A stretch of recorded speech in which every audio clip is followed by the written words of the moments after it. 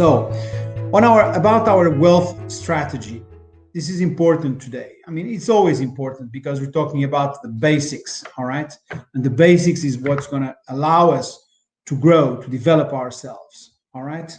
So, again, today we're going to be talking about the mindset. The mindset is very important because it's the way we see, we look at things, and we look at that through many filters, and those filters come from our education, from the influential people in our lives.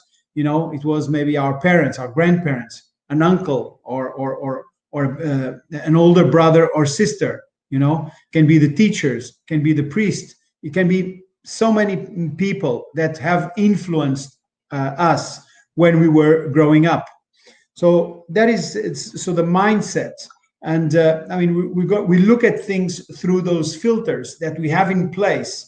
So sometimes if we are far from reaching our goal, it means that there are a number of filters that are there, and we just need to start working on them. Get rid of the layers, those layers. It's like an onion.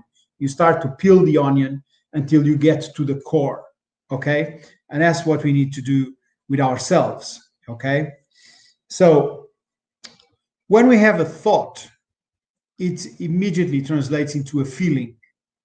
It's done on the subconscious level, so we're not even conscious about it. But we have a thought, and that generates a feeling, and that feeling will create an action or inaction. It depends. We might act upon that feeling, or we might not act upon that feeling, and the actions create the results. Of course, the inactions also create the results by by not manifesting them. Nothing happens until one moves. That's how it goes.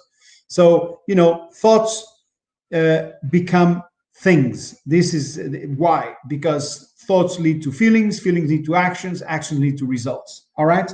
And that creates the money blueprint. Sometimes we know we need to do something, but we just start procrastinating or something, and we don't do it, or we end up not doing it. So that creates our money blueprint. It's very important, because the income can grow only to the extent that we grow. All right, very, very important. So we have been conditioned by different ways. As I mentioned earlier, we have different filters, and those filters are the result of influential people in our lives. All right. So, and they have conditioned us, by in different ways. Verbal, for instance, by they said things and we heard them and we believed them. Like, for instance, money doesn't grow on trees, and you need money to make money, and so on. So that's verbal. The modeling, which is what kind of relationship did our parents or our influential others have with money? Maybe they struggled with money as well, and we tend to translate that into our lives. So we need to take that into consideration as well. And then some specific incidents, something that happened.